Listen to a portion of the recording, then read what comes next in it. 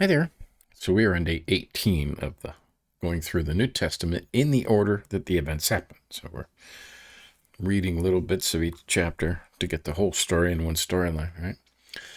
And today we're doing John chapter 6. Okay? You've had the 5,000 yesterday and the day before. We're reading all the accounts.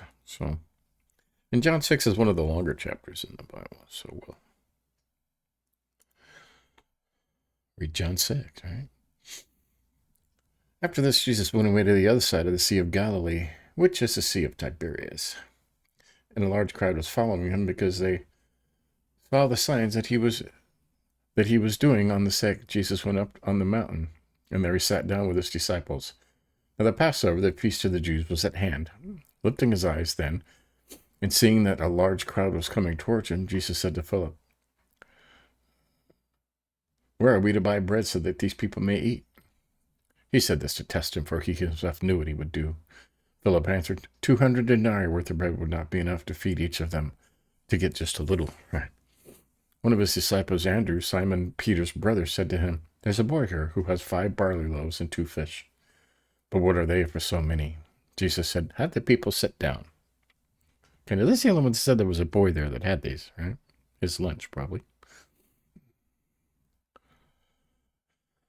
Now there was much grass in the place, so the men sat down, about 5,000 in number, right?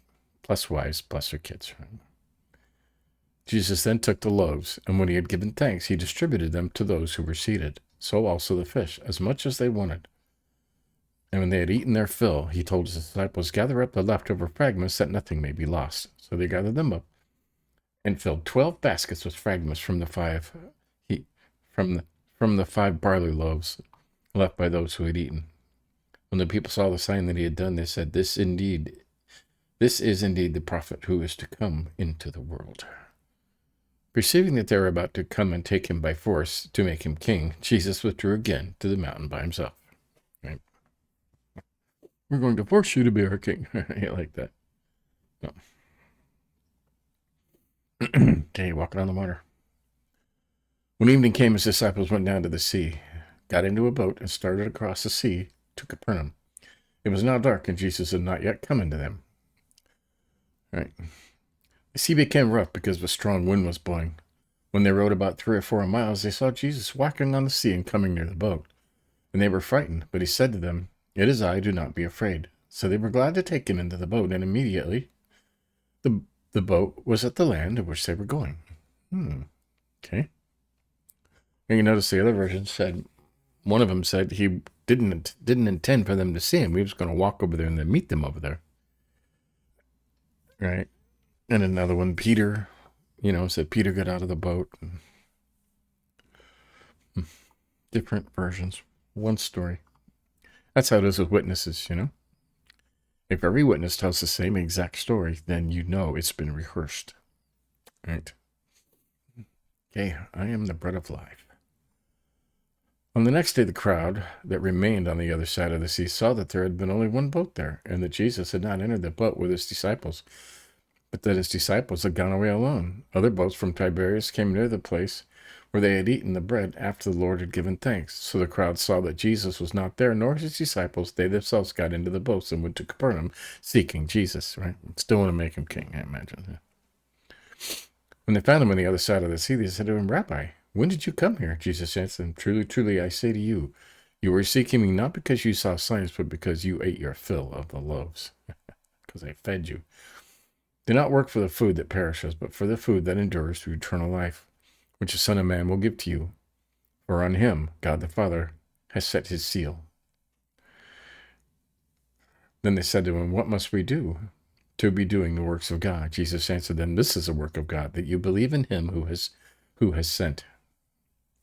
So they said to him, "And what sign do you do that we may see and believe you? What work do you perform? Didn't yesterday do anything?" I got lost here.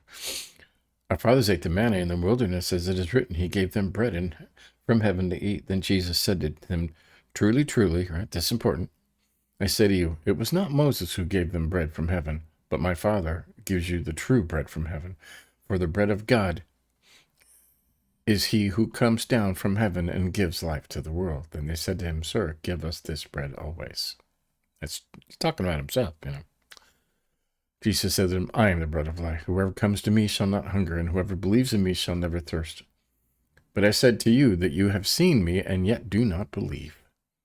All that the Father gives me will come to me, and whoever comes to me I will never cast out. For I have come down from heaven, not to do my own will, but the will of him who sent me. And this is the will of him who sent me, that I should lose nothing of all that he has given me, but raise it up on the last day. For this is the will of my Father, that everyone who looks on the Son, believes in him, should have eternal life, and will raise him up on the last day. So the Jews grumbled about him, because he said, I am the bread that came down from heaven. They said, Is not this Jesus the son of Joseph, whose father and mother we know? How does he now say, I came down from heaven? Jesus answered them, Do not grumble among yourselves. No one can come to me unless the Father who sent me draws him. I will raise him up on the last day. It was written in the prophets, and they will be taught by God. Everyone who has heard and learned from the Father comes to me. Not that anyone has seen the Father except he who is from God has seen the Father. Truly, truly, I say to you, whoever believes has eternal life. I am the bread of life. Your fathers ate the manna in the wilderness, and they died. This is the bread that comes down from heaven, so that one may eat of it and not die. I am the living bread that came down from heaven. If anyone eats of this bread, he will live forever.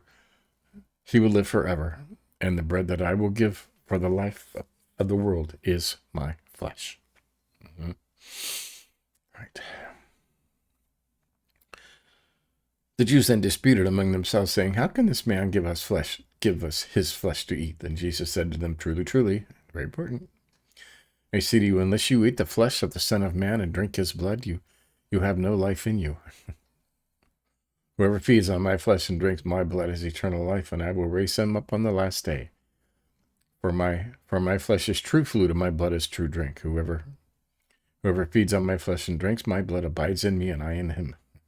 As the living Father sent me, and I live because of the Father, so whoever feeds on me will also live because of me. This is the bread that came down from heaven, not like the bread that the fathers ate and died. Whoever feeds on this bread will live forever. Jesus said these things in the synagogue as he taught at Capernaum. Well, can you imagine that? Right? Bread and wine. The words of eternal life. When many of his disciples heard it, they said, This is a hard saying. Who can listen to it? But Jesus, knowing in himself that his disciples were grumbling about this, said to them, Do you take offense at this? Then what if you were to see the Son of Man ascending to where he was before? It is the Spirit who gives life. The flesh is no help at all. The words that I have spoken to you are spirit and life. But there are some of you who do not believe. For Jesus knew from the beginning who those were who did not believe, and who it was who would betray him. And he said, This is why I told you that no one can come to me unless it is granted him by the Father. After this, many of his disciples turned back and no longer walked with him. So Jesus said to the 12, Do you want to go away as well? Simon Peter answered him, Lord, to whom shall we go? You have the words of eternal life, and we have believed you and come to know you that you are the Holy One of God. Jesus answered them, Did I not choose you, the 12, and yet one of you is a devil? He spoke of Judas, the son of Simon Iscariot.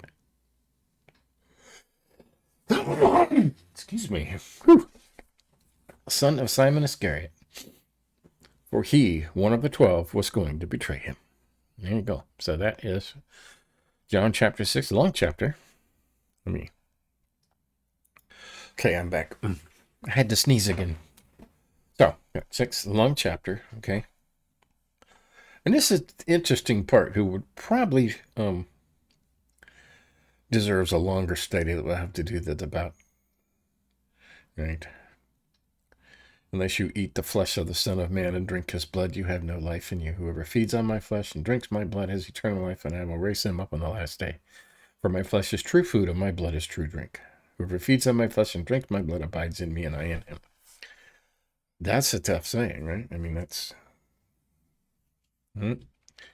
that's worthy of more study. So I think we will do that at some point. Go into John 6 in more detail, right? So we will mark this as done. Put our X there. All right.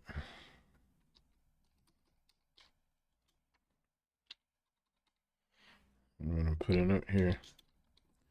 Eat my flesh. Drink my blood. Just so I will remember that, right? Because I want to do a study on that. So there you go. That's day 18. Okay. Still time to catch up on the other ones you may have missed. All right. It'll take a couple hours, but you could do that and be part of the entire New Testament in 92 days in the event, in the order that the events actually happen. So give us a like if you think about it. That gets the message to other people who might want to listen in. And we'll do it again tomorrow. See ya.